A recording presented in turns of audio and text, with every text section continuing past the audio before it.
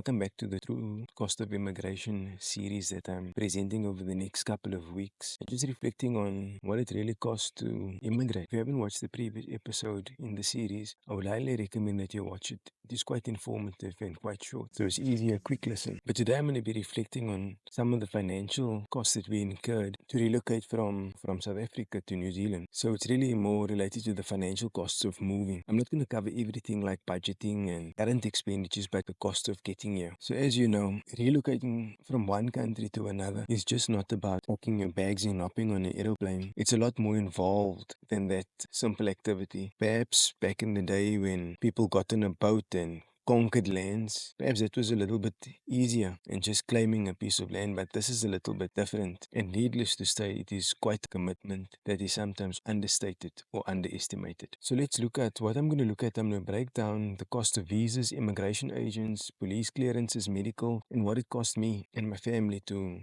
get here. I'm going to quote it in New Zealand dollars. It is at the time when we relocated. Since then, there's been some increases in the cost of visas and some other substantial changes that has taken place. So bear that in mind. So here's a breakdown on some of the common expenses. So first of all, it was the cost of visas and immigration agents. So we decided to use an immigration agent because we were a little bit uncertain of the actual process that we needed to follow. But I think if I were to do it again, I would skip out the immigration agents because it's quite a substantial cost, but everyone is different. They are beneficial, but at the same time, I also think it is going overboard of what is actually required. We spent approximately 1,895 New Zealand dollars for visas, and that was at the time before the visa changes came in. So for example, a partner visa at the time I think was $750 and a student visa was $395. So for the three of us it came to $1,895 in total. Then we used immigration agents out in South Africa. Their total cost came out to 3,045 New Zealand dollars. Subsequent to that, the fees has gone up. So some of these agents can be very helpful, but do your research and do your homework of what is really required. Perhaps you can save some costs on immigration agents. Then there's the cost of medical checks that you have to do. For us as a family, the total cost of the medical examination fees were approximately $1,100 for the three of us. Then there was also the cost of the police clearance, which was about $100. Fortunately for us, we just went the normal route, requested the police clearance, and couriered the police clearance to Pretoria and couriered back to Cape Town. Then for Jillian, her qualification was assessed through NZQA. I don't think that is really necessary in the first phase of your immigration journey, but anyway, we got our qualifications assessed via NZQA. My qualifications fortunately did not need to be assessed because it's already on the list that is accredited here in New Zealand. We also did get our qualifications and work experience assessed by VetAssess in Australia. That was quite a substantial amount of money and it's not necessarily required for immigration in New Zealand. We spent about $5,600 for the one-way flights from Cape Town to New Zealand. We went from Cape Town to Joburg, Joburg to Sydney, Sydney to Auckland. We stayed in Auckland for a week. Then a sore point for me is the cost of shipping because we brought some of our things across to New Zealand. I'm grateful that we did that because that substantially reduced the cost of purchasing new items. While we did purchase new items as well, do your research well. I know it is difficult in South Africa because you can never tell when a company is going to liquidate and open up another organization tomorrow or in a week's time, but beware of organizations in South Africa because the company that we use closed their doors and it resulted in us paying for that container again and not paying for a half a container but paying for a full container.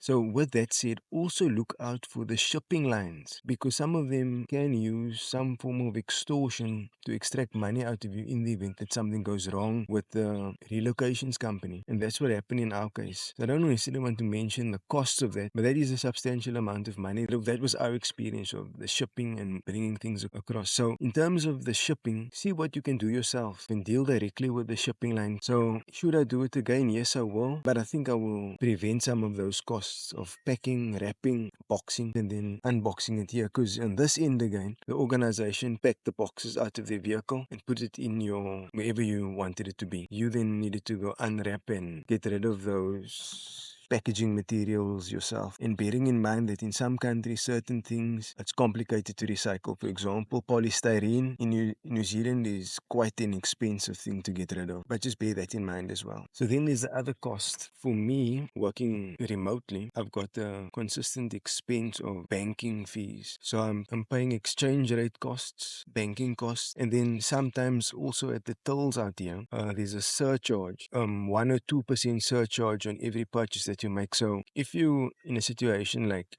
where your spouse is working and you working remotely back to another country or something, then you need to bear that in mind, that you're going to be paying more expensive for everything. Then setting up in a new country, that is something. If you're so shipping your items, those things are not here when you get here. So you need accommodation. Either you're going to have furnished accommodation or you're going to have to try and set up yourself with beds and furniture, whatever else you need to get by. And just by the way, beds are an expensive exercise in New Zealand. You can pay $2,000 for a single bed. And then in terms of the rental, you're going to need a rental deposit. The rental deposit is sometimes 4 weeks, just basically a month deposit. Remember, everything works weekly, or most things works weekly. So that's 4 weeks rent, and the rent is approximately a lot more than in South Africa. So you could pay rental anywhere from $500 upwards a week. If you have a rental that is $750 or $600, multiply that by 4, convert it to rands, and then you got the number. That is what you're going to need for your rental deposit. And then of course, like I mentioned earlier, you're going to need to buy your household goods and things that you need. So now that I've scared you enough, remember you need to budget for your move to get here. Try not to take loans to get here. See if you can't sell something in order to cover your costs, or use savings. So for us, we were fortunate we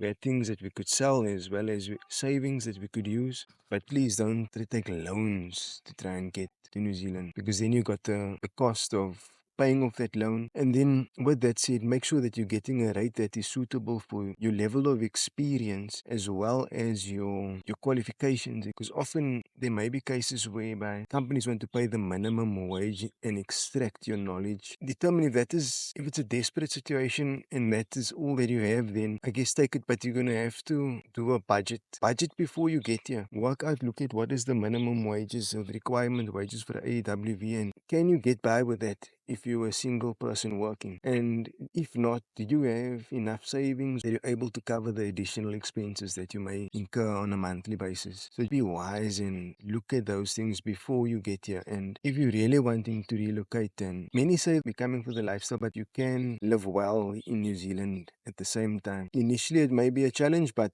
going forward things will change, it will get better. So before hiring moving companies, before hiring immigration agents, do your research well. What do you actually need, and is it really required? And then compare your shipping options. Yes, many companies is going to be willing to give you a quotation, but do the background research into who owns that company. Do they have a tendency to liquidate the organizations and open up new ones later? See if you can't get relocation discounts.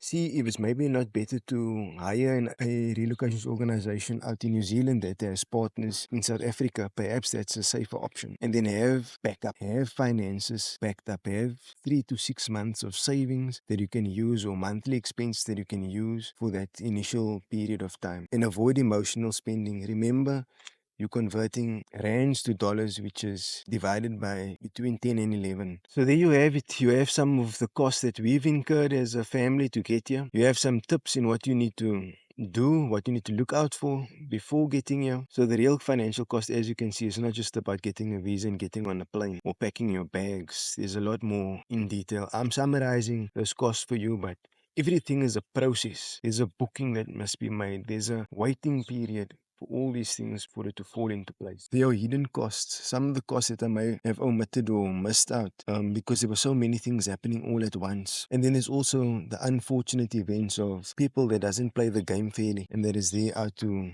rip you off. But with the right planning and the budgeting, everything can be a success. Even if your initial ride is bumpy, it will turn out a success in the end. So don't be afraid if you want to take this challenge on, and know that every country has its challenges, and every country has its amazing moments. I'm thoroughly enjoying the outdoors and the nature out in New Zealand. It's probably much more than what I did in South Africa. I can cycle, I can leave my daughter at the golf course and she can play a round of golf with her friends. In fact, she can even walk home with a golf bag and a trundler, or what we call in South Africa a golf cart. So in the next episode, you can look out for the emotional cost of immigration, how it impacts relationships, mental health, and a sense of belonging. So don't forget to like, subscribe, and click on the bell to be notified of the next episode and other future episodes that may come along. Thank you so much for watching. Peace. Here somebody's going out with a boat.